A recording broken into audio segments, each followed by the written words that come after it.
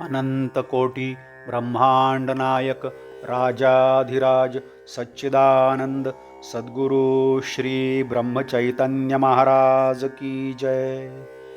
Shriram Samarth. 22 August. समाधान ही परमेश्वराची खरी देणगी। प्रत्येकाला असे वाटते की मी कुणाची निंदा करीत नाही, धर्माने वागतो, तरी मी दुःखी आणि वाईट माणसे सुखात वावरताना दिसतात, हे कसे काय? अगदी कितीही सात्विक मनुष्य असला तरी त्याच्या हे मनात आल्या वाचून राहत नाही। नामाचा विटाळ ज्याने मानला तो सुखी दिसावा आणि नाम ज्याने कंठी धरले त्याला दुःख व्हावे, यावरून भगवंताला न्यायी कसे म्हणावे, अशीही पुष्कळांना शंका येते। खरोखर याचे मर्म जर आपण पाहिले तर आपल्याला असे आढळून येईल की बाहेरून जे सुखी दिसतात ते अंतर्यामी दुःखात बुडलेले असतात। विषय त्यांना पुष्कळ मिळाले, पण त्यामुळे मनाची शांती लाभली तर उपयोग।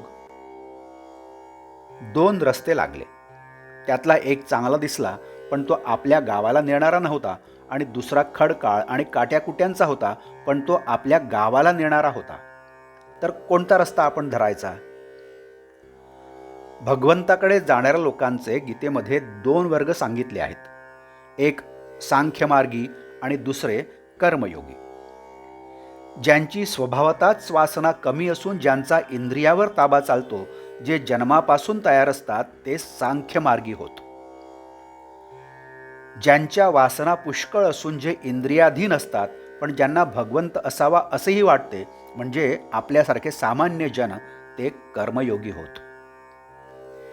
सांख्यांचा साधन मार्ग अर्थात सूक्ष्म आणि उच्च प्रतीचा असतो, आपला मार्ग जड, सोपा आणि सुखकारक असतो। सांख्य हा भगवंताकडे चढ दिशी पोहोचतो, पण आपण क्रमाक्रमाने जातो। सामान्य माणसाचा मग मार्ग कोणता? तो मार्ग असा, वासना आहे तोपर्यंत योग्य मार्गाने ती तृप्त करण्याचा प्रयत्न करावा, पण सृष्टीमधल्या सर्व घडामोडी ईश्वराच्या सत्तेने घडत असल्यामुळे आपल्या प्रयत्नांचे फळ ईश्वरावर अवलंबून आहे, हे ध्यानात बाळगून समाधान ठेवावे। 10 माणसांना त्यांच्या असमाधानाचे कारण आपण विचारले तर ती माणसे 10 निरनिराळी कारणे सांगतील। यावरून असे दिसते की जगातली कोणतीही वस्तू समाधान देणारी नाही। समाधानाचे शास्त्र निराळेच आहे, ते प्रपंचापासून शिकता येत नाही। ज्याच्याजवळ अगदी थोडे आहे त्याच्यापासून तो ज्याच्याजवळ अगदी पुष्कळ आहे त्याच्यापर्यंत प्रत्येकाला काहीतरी कमी असणारच। पण मजा अशी की प्रत्येकाची समजूत मात्र अशी असते की आपल्याजवळ जे कमी आहे त्यामध्ये समाधान आहे, म्हणून त्याचे दुःख कायम राहते। भगवंता वाचून असणारे वैभव आणि ऐश्वर हे कधीच सुख समाधान देऊ शकत नाहीत। समाधान ही परमेश्वराची खरी देणगी आहे, ती मिळवण्याचा उपाय म्हणजे भगवंताचे स्मरण होय। आजचे बोधवाक्य, प्रत्येकाला त्याची गरज भागेल एवढे भगवंत देतच असतो, म्हणून जे आहे त्यात समाधान मानावे।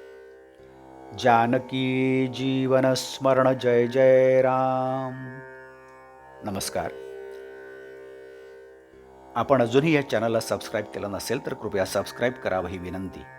आपण या चॅनलला लाईक करा, शेअर करा, कमेंट्स द्या, बेल आयकन दाबायला मात्र विसरू नका। धन्यवाद।